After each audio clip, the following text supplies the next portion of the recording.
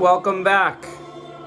Today we're going to talk about a sequel, Dr. Phibes Rises Again. This is a sequel to the abominable Dr. Phibes that came out the year before in 1971.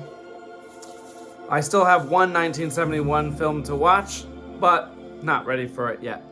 Got to watch a bunch of Richard Fleischer films before we do that one. Anyway, The Rise of Dr. Phibes is a pretty crazy movie. If you remember, I did a video on the abominable Dr. Phibes, and I liked it, although I didn't think it was as good as maybe a lot of other people seem to think. And I rewatched the abominable Dr. Phibes, and my two main criticisms, which I'm not sure if I really made it clear when I did that video.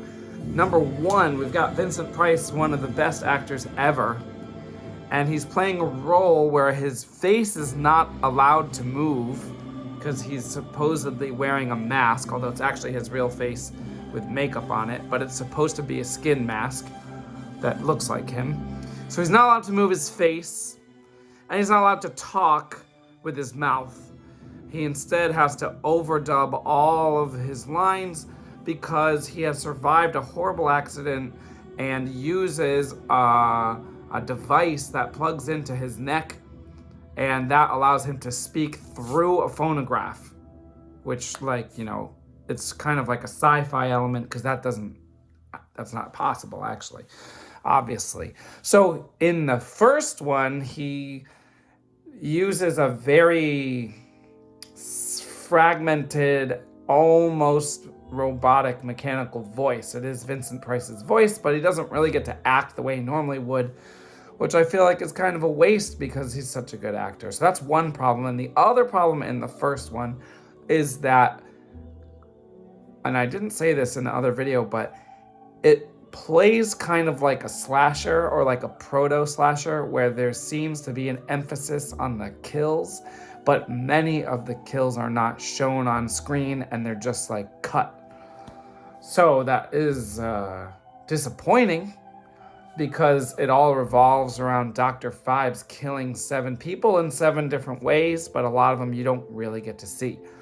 Now, obviously, in 1971, no one heard my criticism because I wasn't alive, but it seems that both of those have been addressed and were attempted to be fixed here, which actually doesn't make sense on the one because now Vincent Price does make facial expressions, although not a lot of them, but that just doesn't make sense because in the first movie he has a completely blank affect to get the idea across that he's supposedly wearing a mask.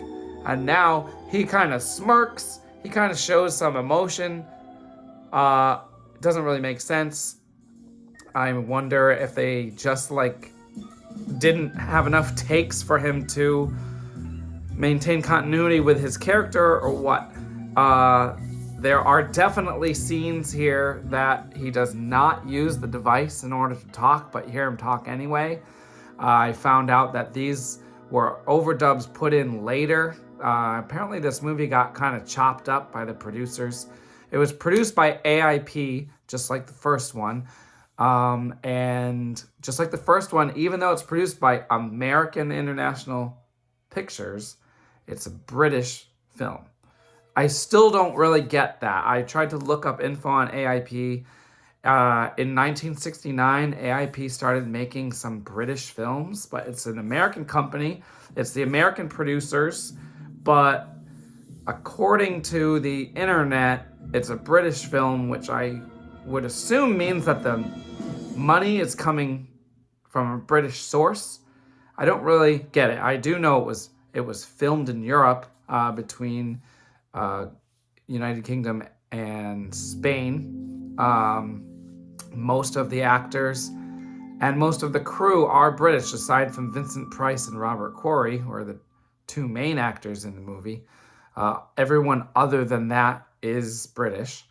So I don't know. I would like to know if you know how this works, like how this is categorized as a British film. you can leave that in the comments because I don't really get it. It's an American company making a British film. Anyway, they didn't even distribute it themselves in the UK, although they did distribute it in the US. In the UK, it was distributed by EMI, a fairly large British company, under the name Anglo EMI because EMI had recently acquired Anglo Amalgamated Productions. I don't know if it's Productions officially, but it was a distributor that had been distributing AIP films since the 50s. And they were bought by EMI, and so that's who distributed it in the UK. Anyway, back to the details of the plot. We have the other issue that I had with the first film was that it cut away from the violence too frequently, and not surprisingly, this one fixes that problem.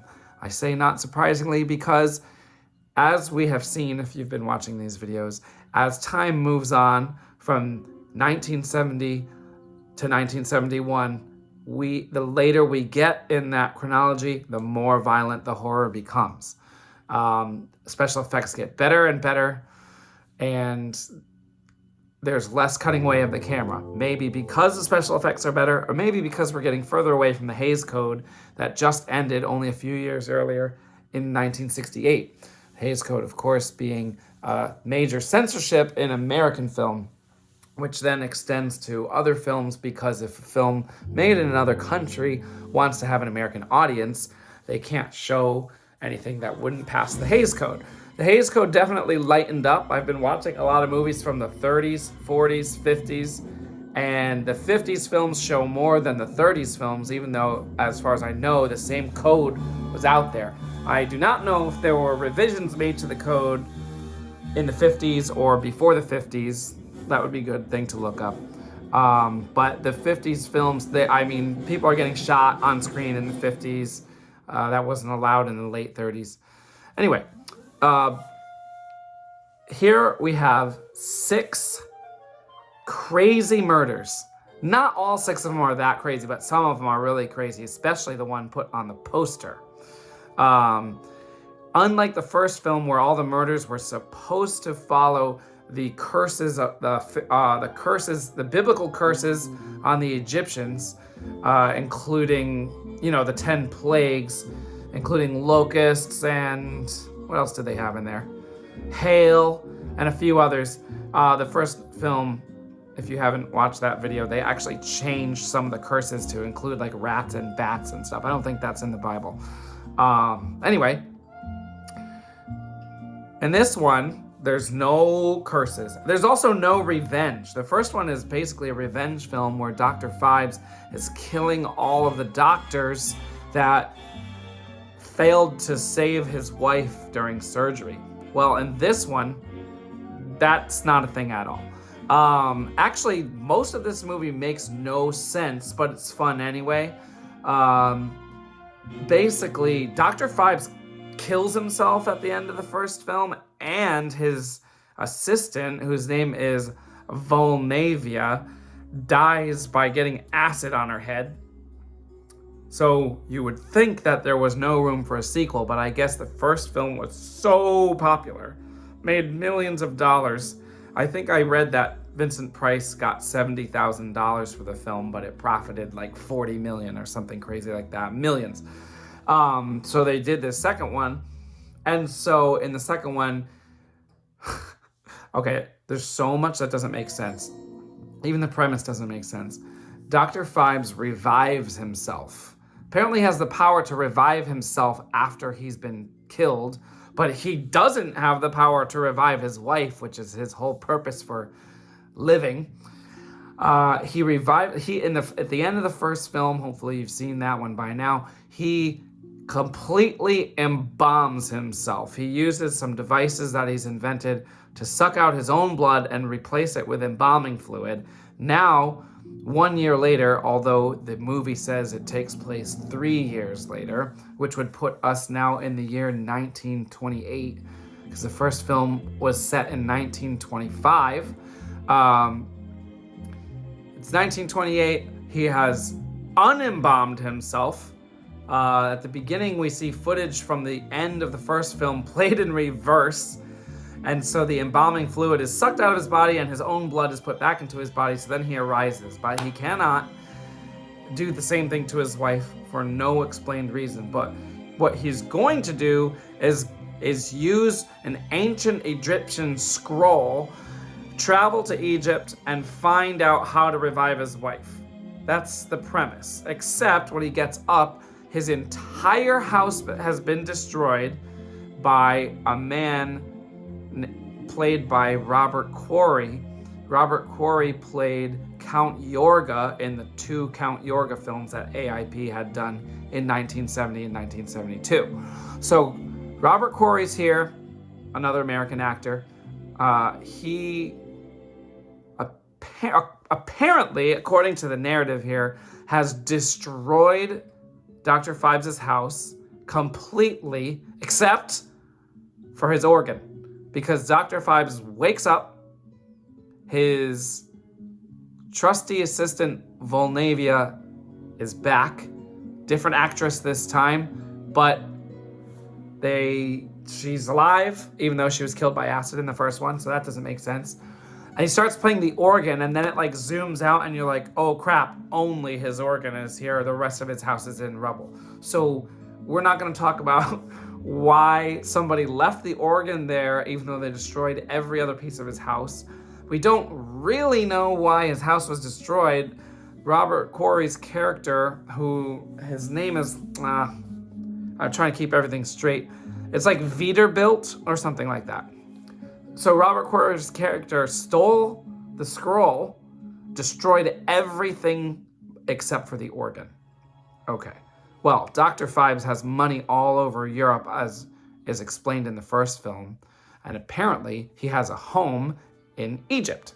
So Dr. Phibes and Volnavia, both of whom should be dead, are now going to go to Egypt, and Robert Quarry's character has employed a crew of like excavators so that he can unlock the secret of, I guess, eternal life.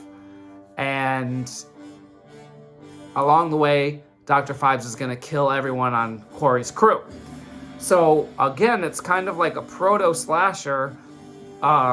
He has no, ancient biblical curses to base his killings off of this time. So the writers just created a whole bunch of weirdo ways to kill people, which is what makes this movie really interesting. Before I go on and talk about more details, I'm gonna say this one gets a 7 out of 10, just like the first one. It would be much higher if it made sense, but it doesn't make sense, but that's okay. I kind of wanted to give it a higher rating. I was thinking an 8, but we still have the same problem where Vincent Price doesn't really get to act, although all of his dubbed lines have a lot more feeling than they do in the first one, which I like better, except on the other hand, it makes no sense because in the first one he has to talk like a robot because of his injuries and whatnot. So because all these things like really don't follow the first film and don't make sense, I gotta give it a 7 out of 10, but it's a loving 7 out of 10. I would definitely watch it again. In fact, I watched it and then I watched a full 90-minute commentary on it, so I kind of did watch it twice actually. So 7 out of 10. You're gonna have to buy this one. It's not streaming anywhere. I'm pretty sure you might be able to rent it actually, but it's worth a buy. I was looking up history of AIP. AIP was purchased by Filmways. Filmways was purchased by Orion. Orion was purchased by MGM. So you can find MGM DVDs of the Dr. Phibes movies out there because that's who owns the AIP library now.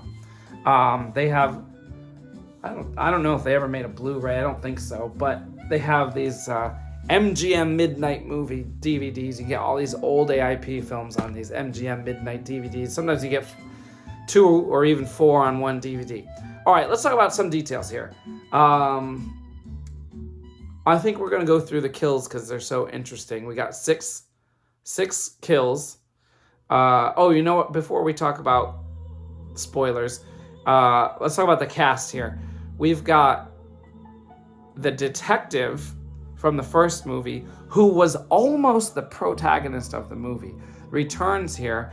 And we got a big switch up, actually. Now Dr. Phibes is the protagonist. Although at the end of the credits in the first one, it says protagonists, and it shows that Vincent Price as Dr. Phibes was one, and the main doctor was the other. Excuse me. Although I would argue that Dr. Phibes is the antagonist, and maybe the other doctor was a protagonist, but the inspector is definitely the protagonist of the first film. So in this one, Dr. Phibes is definitely the protagonist because Robert Quarry's character is the antagonist.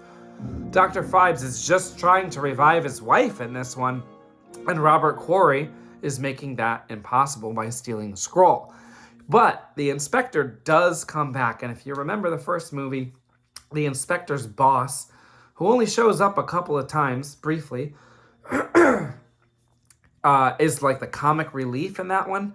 And so the inspector here is given a slightly smaller role, and his boss is given a larger role because the two of them go together to Egypt to find Phibes.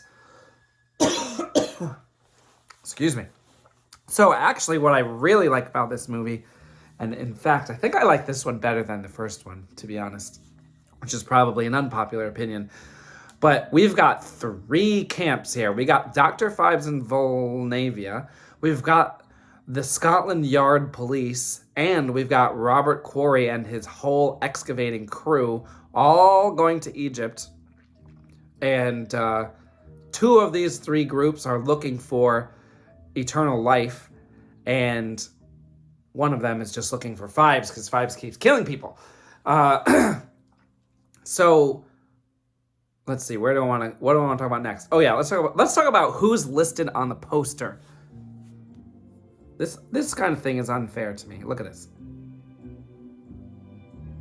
All right, we got Vincent Price and Robert Quarry at the top. Fine, okay. Who's third billed? Peter Cushing? Peter Cushing's in the movie?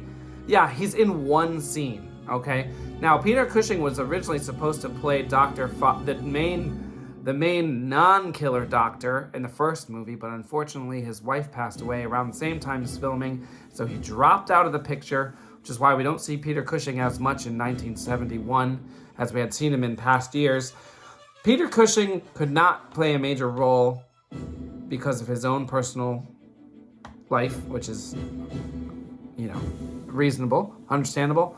Peter Cushing shows up for one cameo scene in this film. One cameo scene, and he's third billed, okay? We also have Beryl Reid on here. Beryl Reid was in, what's that movie? It was from 1970. We talked about, I did a video on it where it's like these 2 old ladies who have like their brother who's like a monster in the basement. It's called something in the basement, like the monster in the basement or the creeper in the basement or something like that. Anyway, that movie is not that good. Beryl Reid's one of the 2 main characters in that, and she's in one scene in this movie as Robert Quarry's character's brother. And she tells the police, oh, he probably went to Egypt. Okay, one scene for her. And then we got up here Terry Thomas, which I don't know why Terry Thomas has a hyphenated name, but that's how he's billed everywhere. Terry Thomas, as if it's like one name. Terry Thomas, now here's another thing that doesn't make sense. Terry Thomas was in the first movie as one of the doctors or surgeons that gets killed by Dr. Phibes. Now he appears again as the owner of a cruise ship company. He has one scene, he's pretty funny in it. I looked him up and he was the lead star in a lot of movies in the late 50s and the early 60s. Not horror stuff. So I haven't seen any of those movies. But he's the lead star in a lot of British movies in that time period. So I guess this counts as a cameo because people at the time would have recognized him. Now, the inspector doesn't get his name up here. Volnavia doesn't get her name up here. The inspector's boss, who's in the movie a lot, doesn't get his name up here. And the woman who plays Robert Quarry's wife also doesn't get her name up here. None of them are mentioned. We do have other credits like Robert Fuest, which I think I said Robert Fuest in the last video. Robert Fuest wrote and directed it. He co-wrote it with Robert Blees. And it's got the producers' names on there. Samuel Arkoff and James Nicholson. Those are the two guys that run AIP. So that's proof that's an AIP film. The reason I point that out is because if you look on IMDb, it says it's an Amicus film, which it is not. Anyway, we'll zoom back out here. But a lot of the main characters are not billed, which I don't like that personally. I guess that was common for the time. I love Peter Cushing, but I don't think he should be billed above people that are in the entire film when he's only in one scene. Okay, now let's talk about the kills. Quickly, we'll go through them because that's the most fun part of the movie, so why not? All right, we've got, let's see if I can do them in order. The first one, oh, the first one's great. Oh, here's another cameo, except it doesn't, I guess it doesn't count as a cameo. It probably counts as a bit part because the guy's not famous, but there's this actor named Milton Reed who was in a bunch of movies that I've seen from the late 60s and the early 70s. He's a half Scottish, half Indian, giant, bald thug in every single one of these movies. And, well, actually, in a lot of the movies, he's supposed to be Chinese, but he's really half Scottish, half Indian. His name is Milton Reed, and he is Robert Quarry's character's manservant. That's what they call him in the credits, manservant. He doesn't speak, and in most of the movies I've seen him in, he does not speak. Oh, he was in a few of the James Bond movies, too. What horror movies was he in? Jeez, now I'm forgetting. But he was in 3 James Bond movies. He was in this movie I saw called Deadlier Than the Male, which is like a James Bond ripoff, like with all women. He was good in that one though. That movie's not that great, but he does some great stunts and some great fight scenes in that movie. Anyway, here, one of the best, probably the second best kill in the whole movie is his boss has left for Egypt, and he's basically just going to take care of the house. So he decides to play a game that's basically like pool, but like it's not called pool because it's all the balls are red. You know what I mean? You've seen it.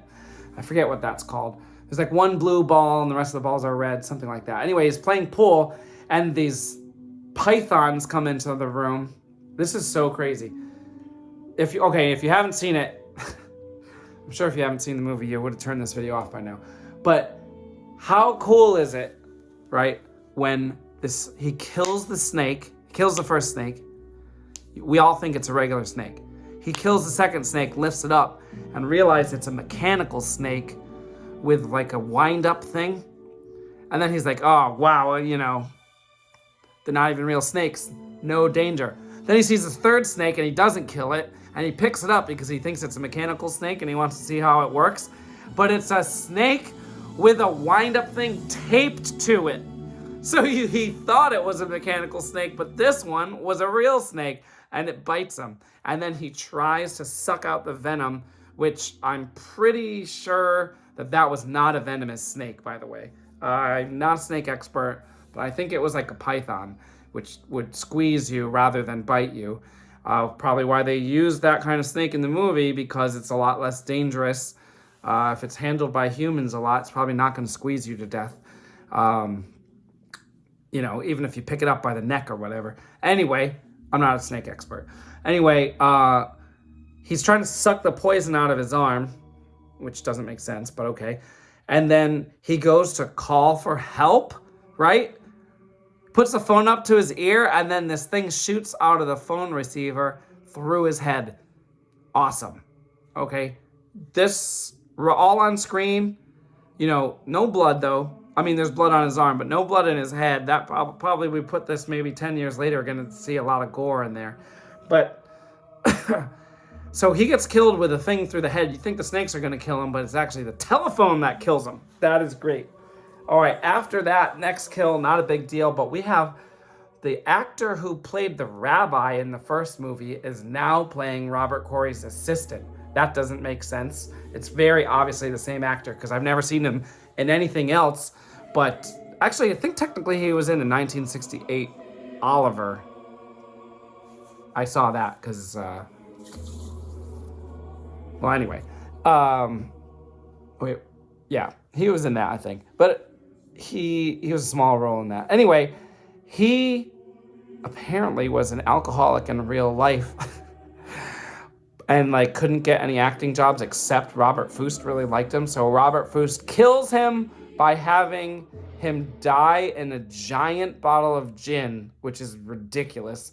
You do not see this kill, so it kind of sucks. But basically, it is implied that somehow Dr. Phibes sticks him in a 7-foot tall gin bottle and then throws him off of the ship that's going from England to Egypt, and then he like drowns in it.